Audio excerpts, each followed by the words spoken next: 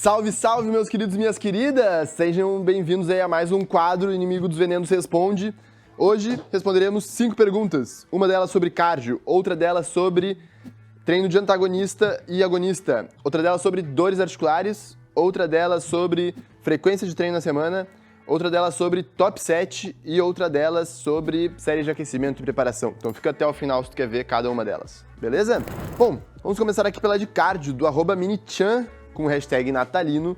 Vi um vídeo do Jaime falando de cardio, que o pessoal que é hormonizado se entope de cardio. Para nós, naturais, em um bulking, 20 minutos de cardio diário já é legal ou nem precisa disso? Vamos lá.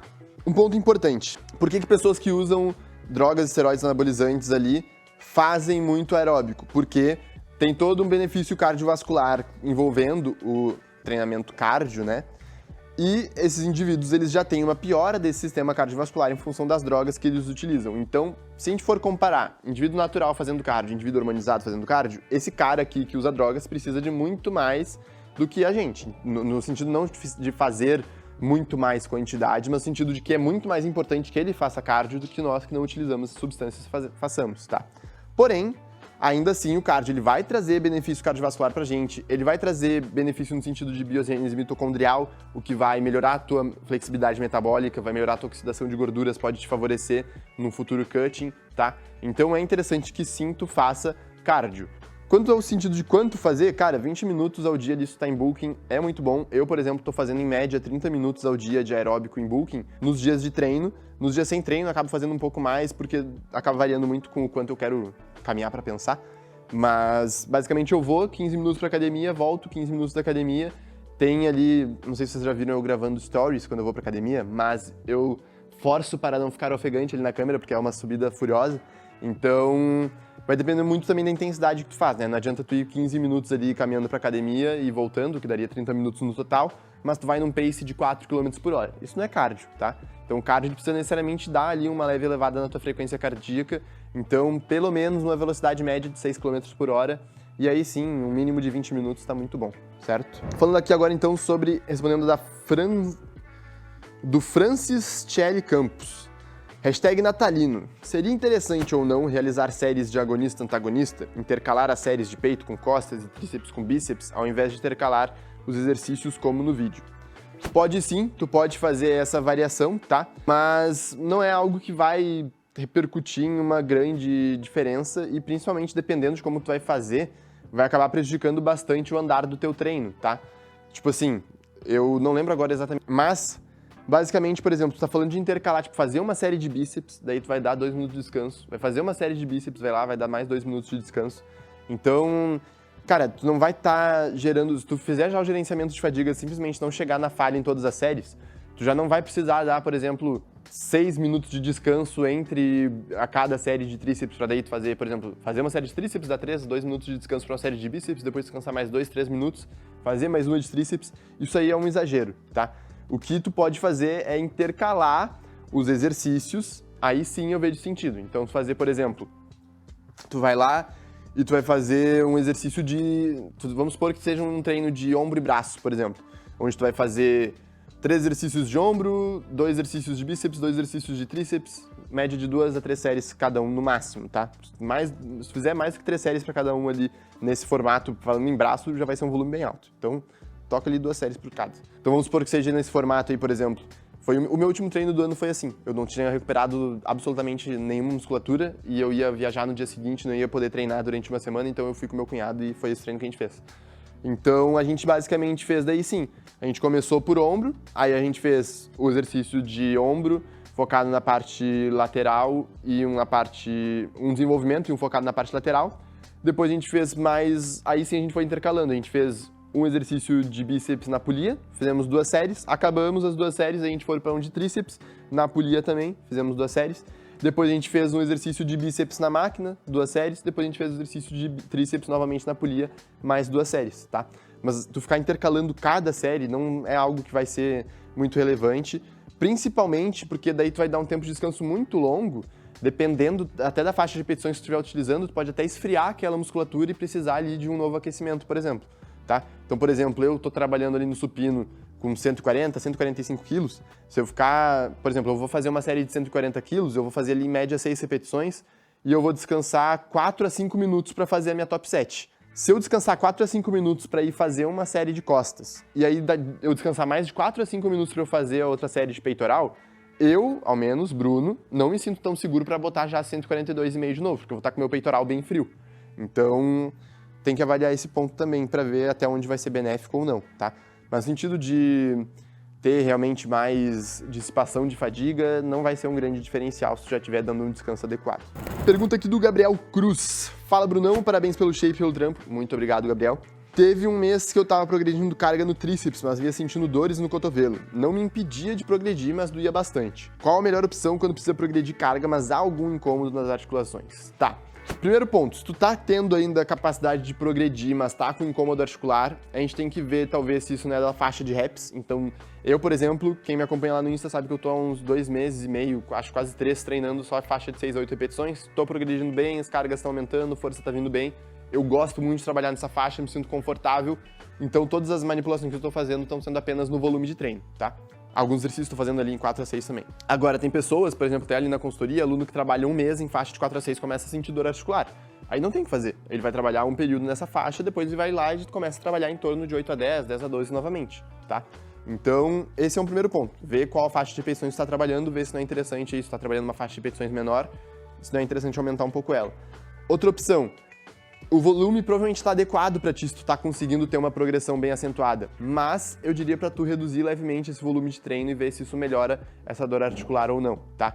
Caso nenhuma das opções não melhore, né, seja tu aumentar a faixa de repetições, seja tu diminuir o volume, aí eu diria para tu realmente fazer um deload, porque por mais que essa dor não esteja te impedindo de progredir agora, tu seguir batendo em cima disso pode se tornar em algo maior que vai até talvez te afastar ali dos treinos, tá?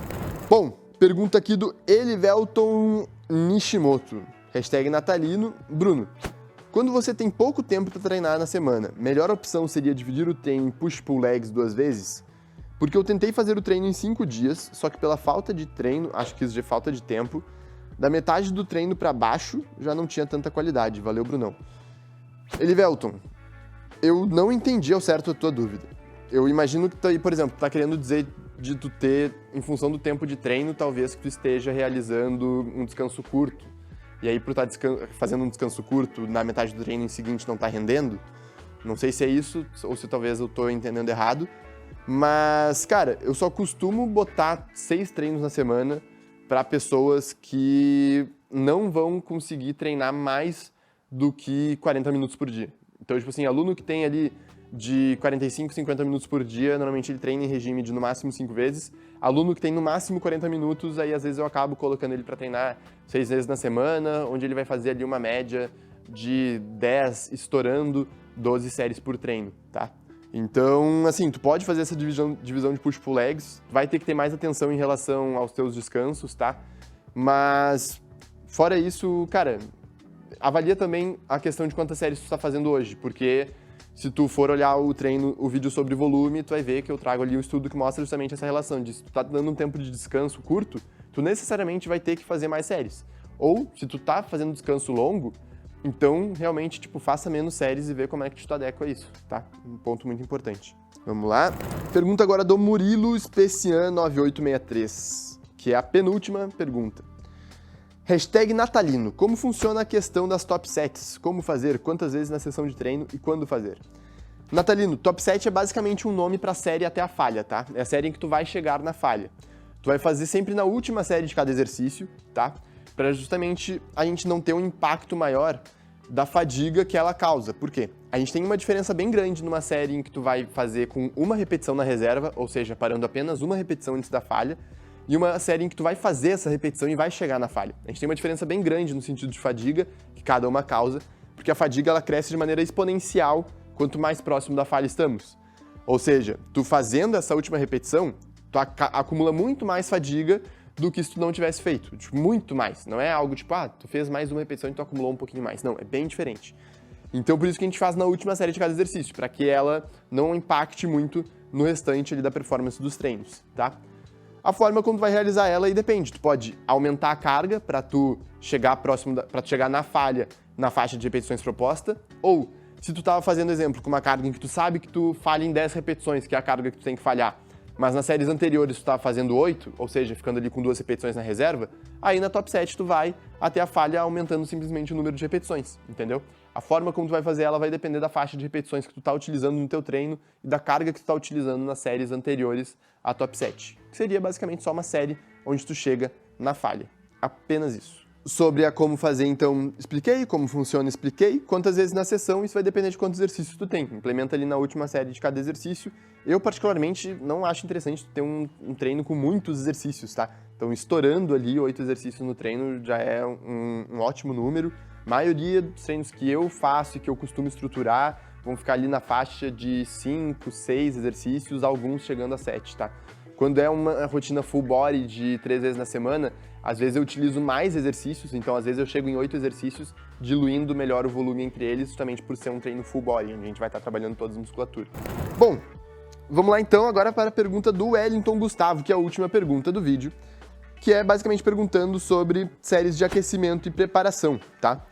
Então eu vou deixar aqui no link da descrição um post que tem lá no meu Instagram, que é uma tabela sugestiva de cargas, que mostra exatamente as cargas que tu vai estar utilizando para séries de aquecimento e para séries de preparação, tá? Então isso vai facilitar bastante a vida de vocês, vão lá e olhem essa tabela, porque ela é com base em percentuais, então tu sabe, tipo, pô, eu vou estar fazendo na série real ali 40 a cada lado, tu vai lá e tu vai ver o percentual de carga que tu vai botar no aquecimento e na série de preparação. Bom, respondendo então, primeiro o que é uma série de aquecimento? A série de aquecimento é aquela série em que o teu objetivo é lubrificar as articulações, estimular a circulação sanguínea naquela série que tu vai, naquela musculatura que tu vai estar trabalhando e elevar um pouco a tua temperatura corporal, tá?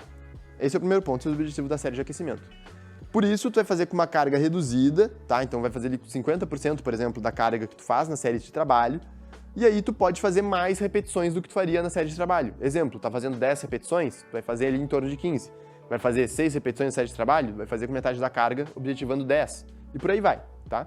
A série de preparação, ela é simplesmente uma série para que tu não pule da carga de aquecimento, que é bem menor do que a carga de trabalho, que é a série real que tu vai fazer, né, próximo da falha, para que tu simplesmente não pule dela para a série de trabalho, porque senão vai ficar um gap muito distante, tá? E daí tu pode te machucar. Ou a tua musculatura pode simplesmente não ter a melhor performance, porque neurologicamente tu ainda não vai ter entendido como é que tu vai fazer o recrutamento de unidades motoras naquela série, por exemplo, entendeu?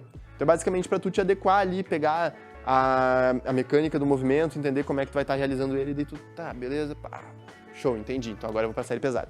Essa é a ideia, tá? Série de preparação, então, tu vai utilizar já uma carga um pouco mais próxima, ali em torno de 70%, 80% da carga de trabalho, e aí tu pode fazer o mesmo número, que é a carga de trabalho, tá? Exemplo, tu vai estar trabalhando em 10 repetições na série pesada, tu pode fazer com 70%, 80% da carga também para 10 repetições, ou tu pode usar uma carga um pouco maior. Às vezes eu faço série de preparação com 70% da carga, depois com 90%, e aí quando eu faço com 90%, eu faço menos repetições do que eu vou estar fazendo. Então, por exemplo, supino, que eu estou trabalhando em faixa de 4 a 6 repetições, eu faço uma série de preparação às vezes com 90% da carga final, mas eu faço 2 repetições, 3 repetições, entende? De forma que eu fique ainda bem longe da falha, tá? E é por isso que essas séries não contam no volume de treino, porque tu vai estar bem longe da falha quando estiver realizando elas. E aí tu acaba não acumulando nenhuma repetição efetiva para hipertrofia, que são aquelas últimas 5 ali de cada exercício. Beleza?